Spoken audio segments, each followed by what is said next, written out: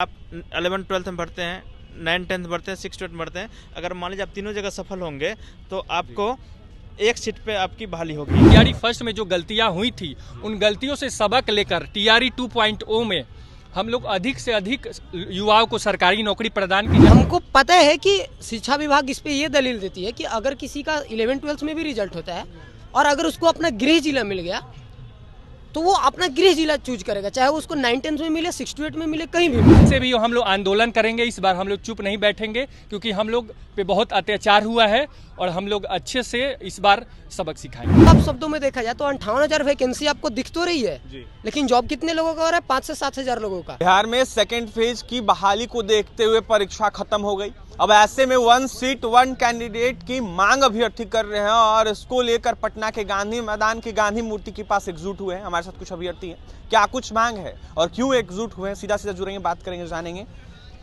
क्या कुछ मांगे हैं और एकजुट क्यों हुए हैं सेकेंड फेज की बहाली को देखते हुए। देखिए, अभी बीपीएससी से हाल ही में 27/2023 की नोटिफिकेशन आई है, जिसमें नोटिफिकेशन में इस बात का जिक्र है कि प्रत्येक अभ्यर्थी के लिए एक सीट होगा। यानी कि आप 11-12 में पढ़ते हैं, 9-10 पढ़ते हैं, 6-8 पढ़ते हैं, अगर मान लीजिए आप तीनों जगह सफल होंगे तो आपको एक सीट पे आपकी बहाली होगी।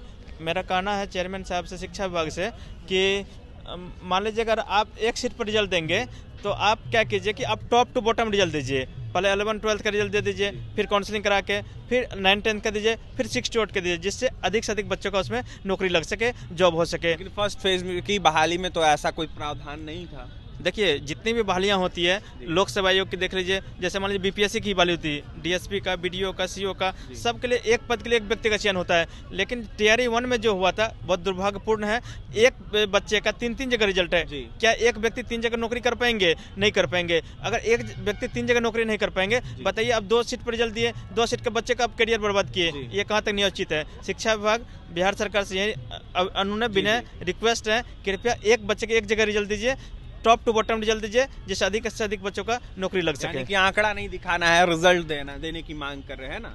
शिक्षा विभाग तो मनसा स्पष्ट लग रही है सरकार की कि हमको 10 लाख पूरा देना किसी तरीके से, लेकिन 10 लाख लोग को रोजगार नौकरी मिले ना मिले, इससे कोई लेना देना है नहीं। यानी कि अभ्यर्थी आंकड़ों की बाजीगरी नहीं चलने देंगे इस बार। ऑफ कोर्स नहीं चलेगी। अगर ऐसा हम लोग के साथ अन्याय होगा, शिक्षा विभाग अगर हम लोग के साथ आंकड़ों की बाजी मारेंगे, हम लोग उसके खिलाफ कोर्ट में जाएंगे, सड़कों पर उतरेंगे, गांधी में आंदोलन करेंगे। क्या नाम है आपका? मेरा नाम मनीष कुमार है। मांग क्या है? मांग यही है सर कि 1 कैंडिडेट 1 रिजल्ट होना चाहिए जी, और कुछ मांग नहीं है। देखा जाए तो फर्स्ट फेज की बहाली में कोई ऐसा प्रावधान नहीं था। ऐसा प्रावधान तो नहीं था सर, लेकिन सेकेंड का फेज का जो बहाली है उसमें चाहते हैं कि 1 कैंडिडेट 1 रिजल्ट हो, ऐसा हम लोग का अनुमान तो है, लेकिन ऐसा होते दिख नहीं रहा है। क्या नाम है आपका? मेरा नाम रानू सिंह हुआ। रानू, क्या मांग है और क्यों एकजुट? देखिए, सबसे पहले तो हम आपके चैनल के माध्यम से माननीय मुख्यमंत्री नीतीश कुमार जी को हम बेरोजगार अभ्यर्थियों की तरफ से बहुत बहुत धन्यवाद देना चाहेंगे कि उन्होंने इतनी बड़ी संख्या में वैकेंसीज निकाली।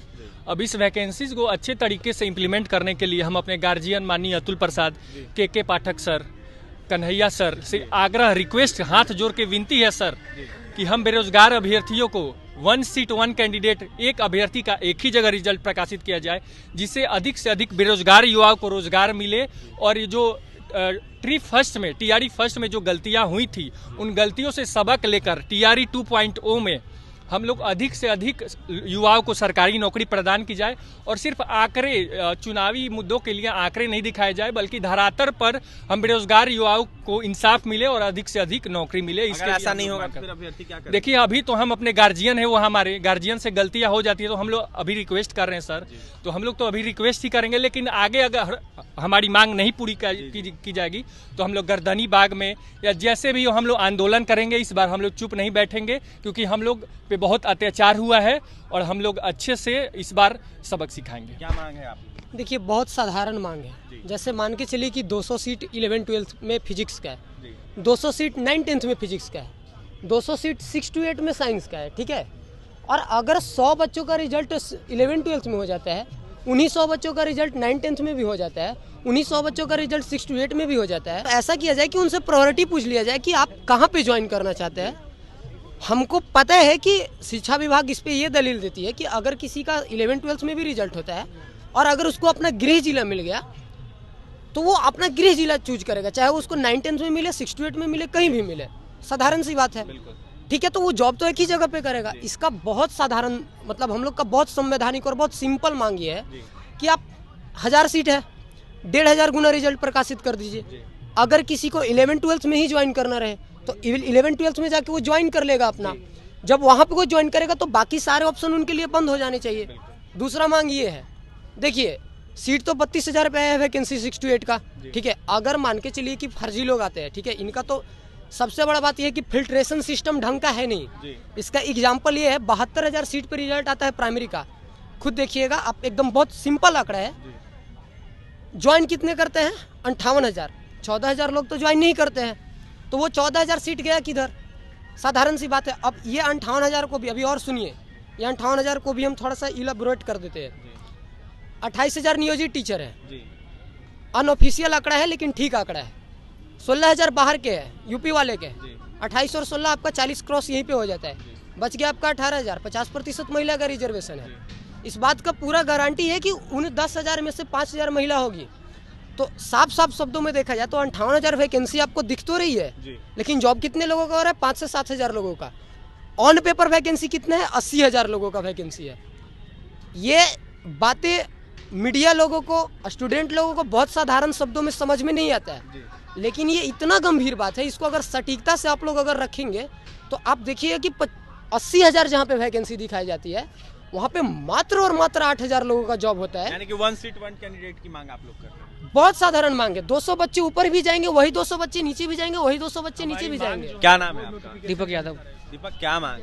सर हमें बस यही मांगे कि 1 सीट 1 कैंडिडेट चाहिए, बटन टॉप से बॉटम चाहिए। बहुत अच्छा काम किया अतुल सर ने, बस हम लोग यही मांग पूरा कर दिया जाए। देखिए बस तमाम अभ्यर्थी एकजुट हुए हैं पटना के गांधी मैदान के गांधी मूर्ति के पास। ऐसे में सेकंड फेज की बहाली को देखते हुए ये तमाम अभ्यर्थी परीक्षाएं दिए हैं। ऐसे में अभ्यर्थियों की सीधी मांग है 1 सीट 1 कैंडिडेट का प्रावधान लाना चाहिए। ऐसे में फर्स्ट फेज की बहाली को देखते हुए अभ्यर्थियों ने यह मांग किया था, लेकिन विभाग ने, सरकार ने नहीं सुना था इन अभ्यर्थियों का मांग। अब जाकर जिस तरीके से मांग हो रही है, अब देखने वाली बात यह होगी कि सरकार और विभाग जो है वो कैसे इन लोगों की मांगे सुनती है और कैसे इस पर कहीं ना कहीं कदम उठाती है। लेकिन फिलहाल अभ्यर्थियों की सीधी मांग है 1 सीट 1 कैंडिडेट का प्रावधान लाया जाए, आंकड़ों की बाजीगरी नहीं किया जाए। और ऐसे में अभ्यर्थी क्या कुछ कहते हैं आपने सुना है। और भी तमाम खबरों के लिए NBC 24 के साथ बने रहे। पटना से सहयोगी अमित के साथ अभिषेक की रिपोर्ट।